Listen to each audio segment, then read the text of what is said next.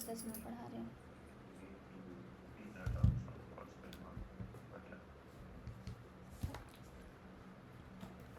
सो dinoflagellates मैं बता रही थी, मैंने आपको बताया डायनोफ्लैजिलेट्स के बारे में। हम अब पढ़ने जा रहे हैं, ठीक है। डायनोफ्लैजिलेट्स, ठीक है। हम पढ़ने वाले हैं डायनोफ्लैजिलेट्स के बारे में। मैंने आपको ट्रिक बताई थी, ठीक है। मैंने आपको बताया था क्राइजोफाइट्स क्या होते हैं, फिर मैंने आपको बताया था कि उनके नाम से हम ये याद रखेंगे, गोल्डन और फाइट्स मतलब प्लांट्स। तो इसी तरह से मैं डायनोफ्लैजिलेट्स से आपको इसके कैरेक्टरिस्टिक्स याद रखवाऊंगी इसके नाम से। डायनो मतलब टू और फ्लैजिला मतलब फ्लैजिलेट्स मतलब फ्लैजिला, ठीक है। तो इसकी मेन कैरेक्टरिस्टिक्स होती है कि इसके अंदर फ्लैजिला होते हैं, ठीक है।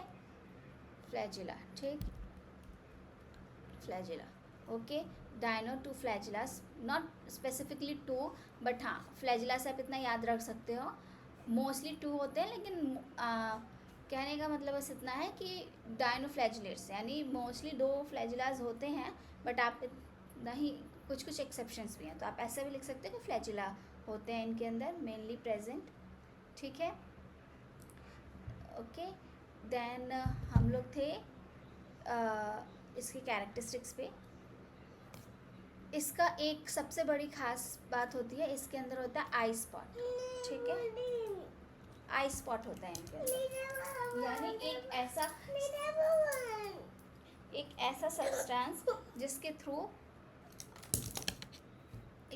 आंखें एक तरह से समझ लो आप, जिसके थ्रू ओरिजिनेशन हुआ कि अब हम देख सकते हैं, यानी लाइट सेंसिटिव होते हैं ये लोग। आई स्पॉट की वजह से, आई स्पॉट होता है इनकी वजह से, जिसको ये लाइट को सेंस कर सकते हैं, यानी थोड़ी बहुत सेंसिटिविटी इनके अंदर आ गई है, जिससे कि अब ये लाइट यानी देख पा रहे हैं। अब ये अभी तक सारे यूनिसेलुलर ऑर्गेनिजम्स इतनी कैपेबिलिटी नहीं थी कि इन लाइट्स को सेंस कर सके, लेकिन इनके अंदर एक स्पेशल आई स्पॉट होता है जो कि लाइट सेंसिटिव ऑर्गेनल्स होते हैं, ठीक है। फ्लैजिला होता है, ओके। इसके बाद से अपने कलर के बेसिस पे इनके अंदर भी पिगमेंट्स हो सकते हैं, जैसे कि क्लोरोफिल, ठीक है। क्लोरोफिल होगा तो ये ग्रीन कलर का होगा, ओके। इनके अंदर जेंथोफिल भी हो सकता है, ठीक है। जेंथोफिल्स नाम सुना है पहले कहीं, नाम इसका पहले कहीं आपने सुना होगा, इससे पहले वाले ही ग्रुप में, यानी क्राइजोफाइट्स में। क्राइजोफाइट्स के अंदर जेंथोफिल होता है, इसीलिए ये गोल्डन कलर के होते हैं। तो अगर डायनोफ्लैजिलेट्स जिसके अंदर जेंथोफिल प्रेजेंट होगा तो उनका कलर कौन सा होगा, गोल्डन कलर के होंगे वो, यानी कलर पिगमेंट के बेसिस पे इनके कलर्स डिटरमाइंड होते हैं। ग्रीन कलर के हो सकते हैं क्लोरोफिल की वजह से, जेंथोफाइल्स की वजह से ये लोग गोल्डन कलर के हो सकता है। तो यही तीन कैरेक्टरिस्टिक्स अगर आप याद रख लोगे तो मोस्टली कवर हो जाएंगे। ज़्यादा से ज़्यादा आप इतना याद रख सकते हो कि एक्वेटिक या फिर फ्रेश वाटर में ये लोग आप बेसिकली एक्वेटिक होते हैं। फ्रेश वाटर एंड मरीन दोनों ही वाटर में आपको मिल जाएंगे। तो कहने का मतलब हैबिटेट इनका जो होता है वो एक्वेटिक होता है। ऑल राइट, न्यूट्रिशन मैंने आपको बताया क्लोरोफिल होता है, तो न्यूट्रिशन इनका दोनों तरीके से हो सकता है, ठीक है।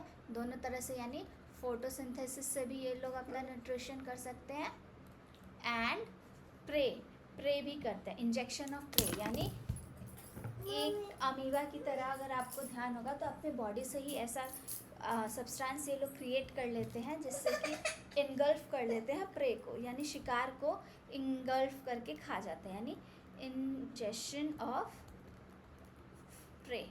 तो इस तरह से दोनों तरीके से ये लोग अपना न्यूट्रिशन कैरी ऑन करते हैं। तो बता दिया मैंने आपको बाकी चीज़ों के बारे में। यही मेन कैरेक्टरिस्टिक्स हैं हमारे डायनोफ्लैजिलेट्स के। ऑल राइट, यहीं पर हमारे डायनोफ्लैजिलेट्स फिनिश करते हैं हम, और अब हम बढ़ते हैं नेक्स्ट टॉपिक युग्मेनॉइड्स पे, ठीक है। क्या पढ़ेंगे अब हम, युग्मेनॉइड्स, ठीक है। युग्मेनॉइड्स का कैरेक्टरिस्टिक्स अब हम आगे पढ़ना चाह रहे हैं। तो यूग्लिनॉइड्स को मैंने जैसे आपको बताया कि प्रोटिस्टा किंगडम्स जो होता है हमारा, वो बाकी किंगडम से इनके कैरेक्टरिस्टिक्स रिलेट करते हैं। तो जो यूग्लिनॉइड है इसके जो कैरेक्टरिस्टिक्स हैं, ये प्लांट लाइक भी होता है, ठीक है, और ये एनिमल लाइक भी होता है। यानी इसकी कुछ कैरेक्टरिस्टिक्स जो होते हैं वो दोनों की तरफ सिमिलर रहते हैं, ठीक है। यानी कुछ कुछ चीज़ें अगर आप पढ़ोगे तो आपको लगेगा अरे ये तो प्लांट है, कुछ चीज़ें पता करोगे यूग्लिनॉइड्स की तो लगेगा अरे ये तो एनिमल है। तो इसलिए हमने इनको ऐसे किंगडम में डाला है प्रोटिस्टा के अंदर, बेस्ड ऑन इन कैरेक्टरिस्टिक्स कि किस किंगडम में ये जाएं। इनके सबसे ज़्यादा खासियत होती है इनकी एक फ्लेक्सिबल बॉडी होती है।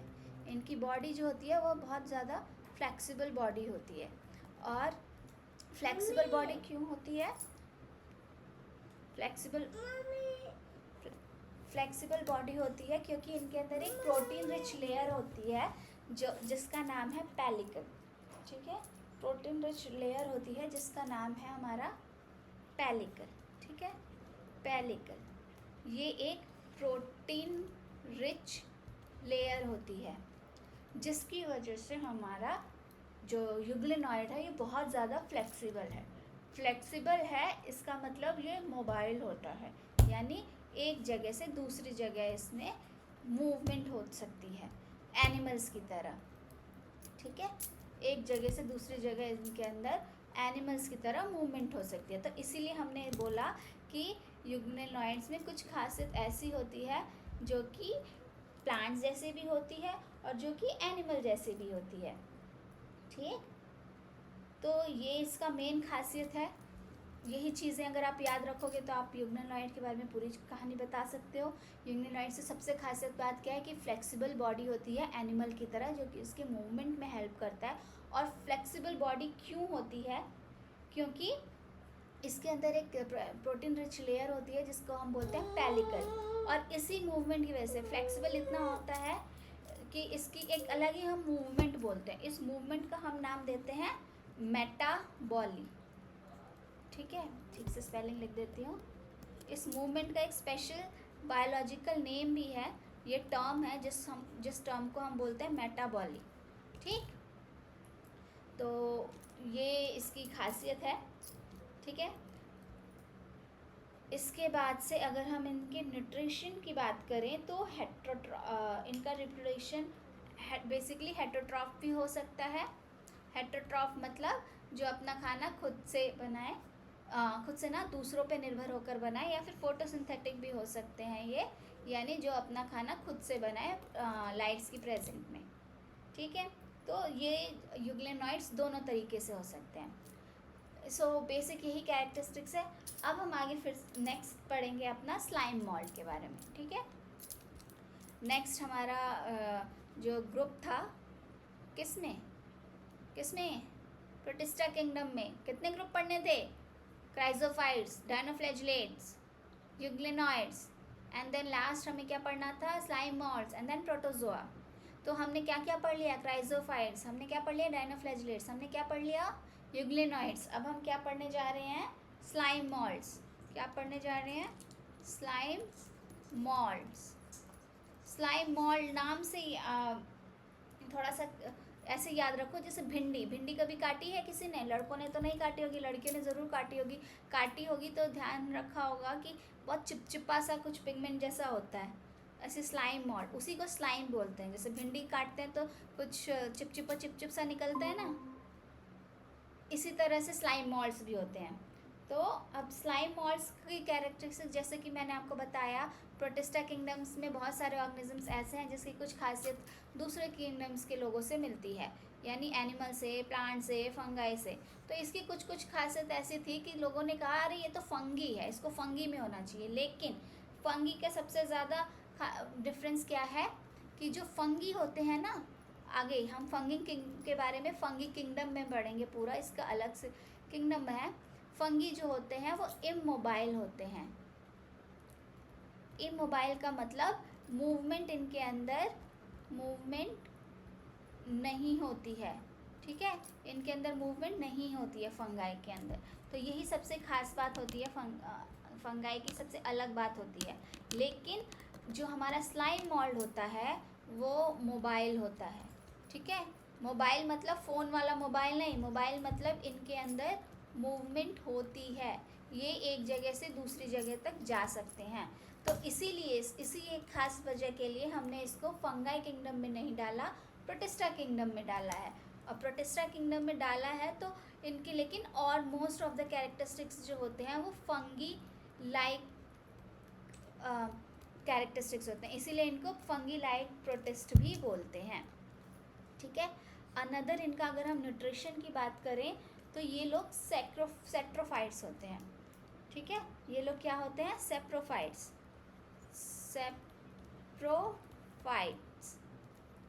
सेप्रोफाइट्स का मतलब क्या होता है? सेप्रोफाइट्स का मतलब जो होता है डेड एंड डिके ऑर्गेनिजम्स के ऊपर ऑर्गेनिजम्स को ईट करते हैं ये लोग, यानी जो सड़े गले ऑर्गेनिजम्स होते हैं उनके ऊपर जाकर के उनको खाते हैं। जैसे कि अगर मैं बताऊं तो अगर आपने देखा होगा कुछ भी ख़राब चीज़ें जो हो जाती हैं वहाँ पर बहुत सारे तरह की काई जैसी जम जाती है, तो इसलिए उन पे ये लोग सेप्रोफिटिक न्यूट्रिशन करते हैं, यानी वहाँ पर स्लाइम मोल्ड्स जाकर जम जाते हैं। बाकी इनका जो मॉइस्चर है वो मोस्टली जो होता है मॉइस्ट डिकेइंग हैबिटेट होता है। डिकेइंग यानी जहाँ पर चीज़ें सड़ रही हैं, ठीक है, ऐसी जगह पर ये लोग रहना पसंद करते हैं क्योंकि ऐसी जगह से ये लोग अपना खाना खा रहे होते हैं, ठीक है। और जैसे कि मैंने बताया इनका न्यूट्रिशन हेट्रोफिटिक सैप्रोफिटिक होता है, यानी ये हेट्रोट्रॉफिक होते हैं, ओके। कोई डाउट है किसी को तो पूछ सकते हैं मुझसे, ठीक है। इनके अंदर एक फाइनल चीज़ जो हम पढ़ने जो इनकी खासियत है, जो एक एक्स्ट्रा हम इसमें पढ़ेंगे, जो हमें इनको इस और इस ग्रुप में याद रखना है, वो ये है कि इनके जो अंदर रिप्रोडक्शन होती है वो स्पोर फॉर्मेशन से होती है। कैसे होती है इनके अंदर रिप्रोडक्शन? स्पोर फॉर्मेशन से, and that is to asexual होता है, यानी एसेक्सुअल में इनका स्पोर फॉर्मेशन होता है। तो क्या होता है स्पोर फॉर्मेशन में? मान लो हमारे पास ये हमारे स्लाइम मोल्ड्स हैं, इस टाइप के स्लाइम मोल्ड्स होते हैं, तो ये अपने ऊपर ना एक प्रोटेक्टिव लेयर बना लेते हैं। प्रोटेक्टिव लेयर क्या होते हैं कि बहुत ज़्यादा ख़राब कंडीशन, ख़राब वेदर कंडीशन हो या कुछ भी हो, इस तरह से ये लोग होते हैं, ऐसे ऐसे इनका कुछ शेप होता है, ठीक है। और इस ऐसे स्पोर्स बना के अंदर इनके अंदर बहुत सारे स्लाइम मोल्ड्स होते हैं जो कि बने रहे होते हैं।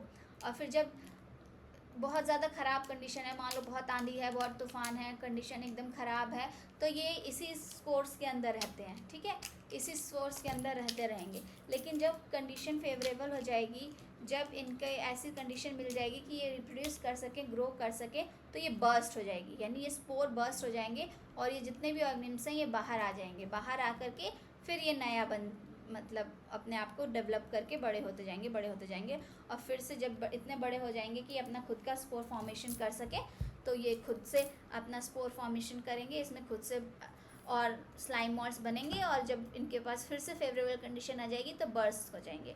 तो इसलिए इसके रिप्रोडक्शन को पढ़ना है, हमें एक टर्म यहाँ पर याद रखनी है, स्पोर फॉर्मेशन से इनके यहाँ रिप्रोडक्शन होती है जो कि एसेक्सुअल होती है, ठीक है।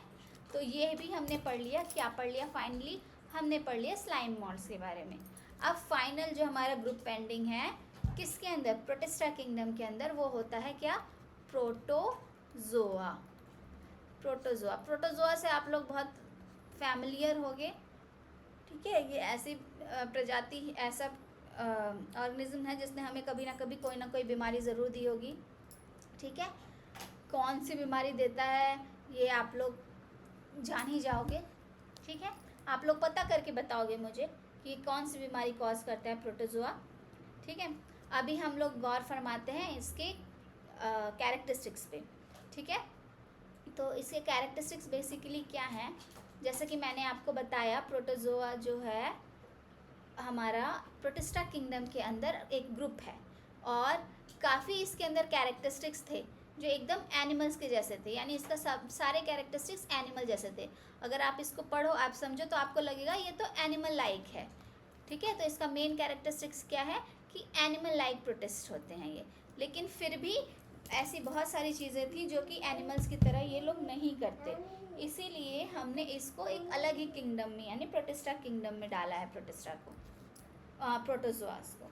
ठीक है, तो एक चीज़ आप इसमें याद रख सकते हो कि इनके जो कैरेक्टरिस्टिक्स होते हैं वो एनिमल लाइक होते हैं, इसीलिए इनको एनिमल लाइक प्रोटिस्ट कहते हैं। ज़्यादातर ये एक्वेटिक या फिर मॉइस्ट एनवायरनमेंट, एक्वेटिक या फिर जैसा मैंने बताया कि एक्वेटिक या फिर मॉइस्ट हैबिटेट में ये लोग यानी गीली जगह पर ये लोग रहना पसंद करते हैं। ठीक है, एक्वेटिक या फिर मॉइस्ट हैबिटेट में। न्यूट्रिशन ये जो होता है, अगर हम इसकी खाने की बात करें तो ये लोग बेसिकली पैरासाइट्स होते हैं। पैरासाइट्स मतलब दूसरों का खाना खाते हैं, जैसे कि या फिर प्रेडेटर्स होते हैं यानी दूसरे के अपना शिकार बना करके खाते हैं, या तो किसी को शिकार बनाएंगे और खा जाएंगे, या फिर पैरासाइट्स का मतलब कि ये क्या करेंगे, ये दूसरे ऑर्गेनिजम्स पे जाएंगे और उनको खाना खाएंगे, यानी ये उनको हार्म भी कर देंगे। पैरासाइट्स वो होते हैं। ठीक है, कोई है? हाँ ना, आगे पीछे सुन रहे हैं मुझे? कोई है? Yes ma'am, yes ma'am. सब हवा में जा रहा है? कोई बात नहीं, जाएगा। नहीं जा रहा है तो दिक्कत है। ठीक है, सब हवा में जाएगा तो कोई बात नहीं। जब हम इस पूरे को कंप्लीट कर देंगे तो मैं आपको ट्रिक बताऊंगी, जिससे कि आप हमने जितने भी ग्रुप्स पढ़े हैं वो सब याद कर लोगे। 1 मिनट मुझे दे दो बस। बोलो बेटा। भात खाइबो? भूख खाइबो? ठीक है, आओ 1 मिनट बैठो, अभी यहाँ पर बैठ के झूलो। मम्मी अभी आ रही है, यहीं रुको। आओ, मम्मी को देखो, मम्मी यहाँ पढ़ाएगी। ठीक है, नहीं देखोगे? अच्छा ठीक है, पढ़ाई करोगे? लो इससे कर लो।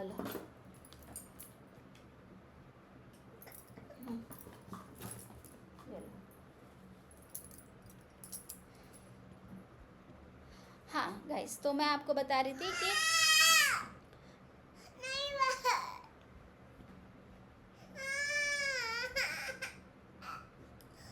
क्या हुआ, इसमें डाल दो, इसमें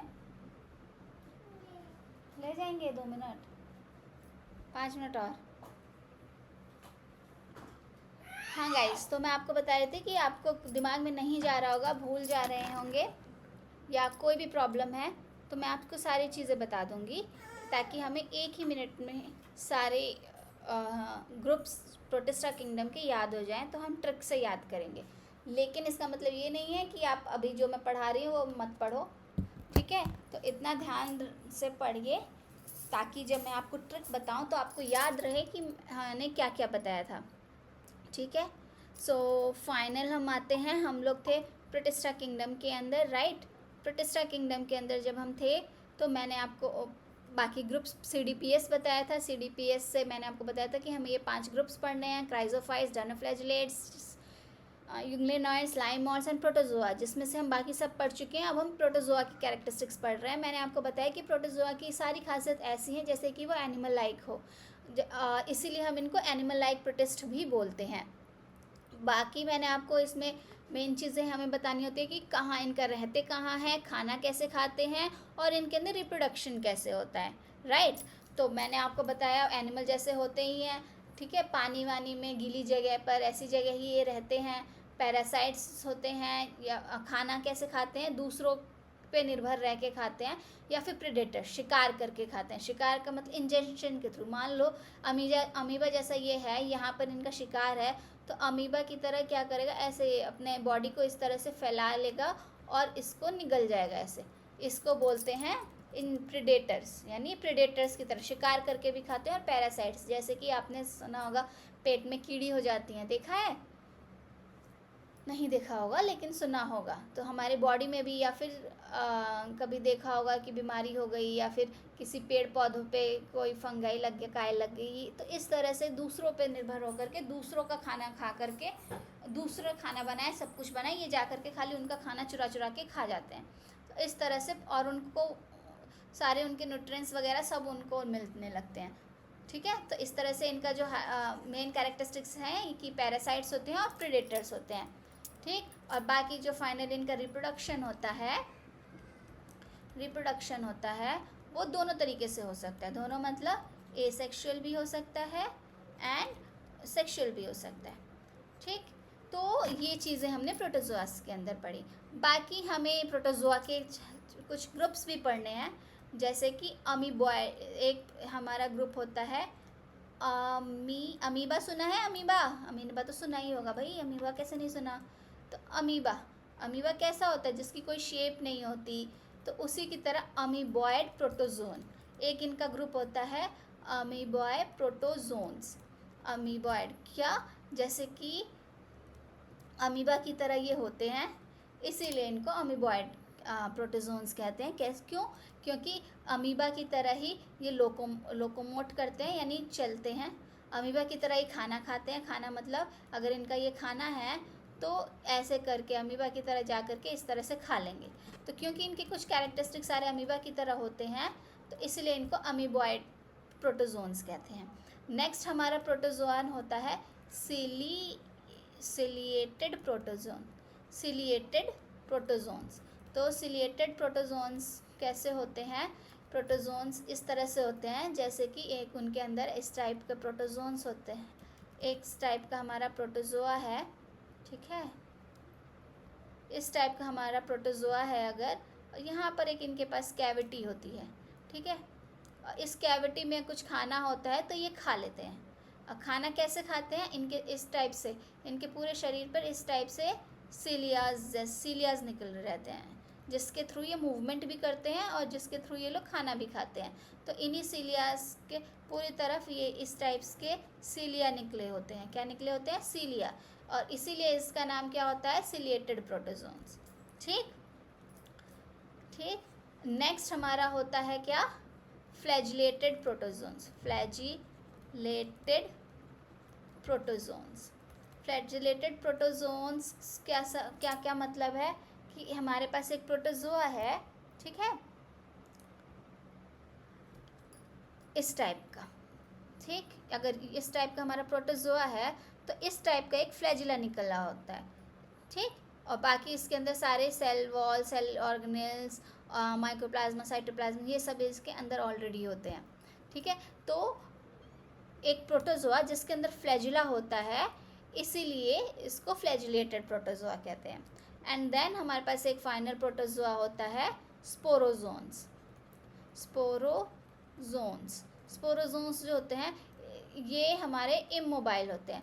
ये फ्लैजिलेटेड प्रोटोजोआ जो होते हैं वो फ्लैजिला के थ्रू मूव कर रहे होते हैं, अपने इस फ्लैजिला के थ्रू मूव कर रहे होते हैं। सिलेटेड प्रोटोजोआ में सीलिया के थ्रू मूवमेंट होती है। अमीबॉयड प्रोटोजोआ में अमीबा की तरह मूवमेंट होती है। अमीबा कैसा होता है? मान लो अमीबा ऐसा है, और इसको आगे बढ़ने के लिए क्या करता है? अपनी थोड़ी सी बॉडी को आगे घुमाता है, फिर यहाँ पे आता है और पीछे वाली बॉडी को आगे करता है। तो उसमें अमीबॉय की जैसे मूवमेंट होती है, इसमें भी मूवमेंट होती है। अमीबा के थ्रू जैसी इसमें मूवमेंट होती है। सीलिया के थ्रू, फ्लैजिला में मूवमेंट होती है फ्लैजिला के थ्रू। लेकिन जो स्पोरोजोन्स होते हैं वो इमोबाइल होते हैं। ठीक है, स्पोरोजोन्स जो होते हैं वो इमोबाइल होते हैं, यानी इसके अंदर मूवमेंट नहीं होती। ठीक है, और फाइनली कैसे होते हैं? स्पोर्स फॉर्मेशंस होती हैं इनके अंदर, जैसा कि मैंने आपको बताया एक और हमने स्पोर फॉर्मेशन के बारे में पढ़ा था। तो इसी टाइप्स के ये लोग स्पोर्स की तरह होते हैं, इसीलिए इनको स्पोरोजोन्स होते हैं। ये स्पोरोजोन्स हैं। ठीक है, तो यहाँ पर हमारा प्रोटिस्टा किंगडम फिनिश होता है।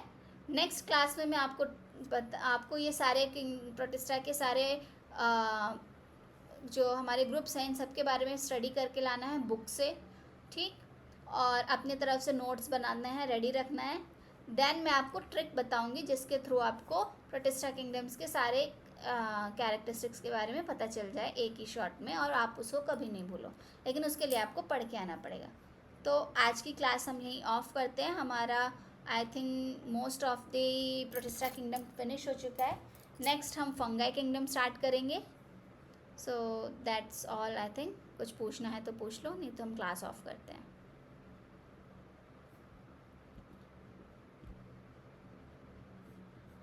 किसी को कुछ पूछना है, कुछ डाउट? ठीक है, फिर क्लास ऑफ करते हैं। Thank you.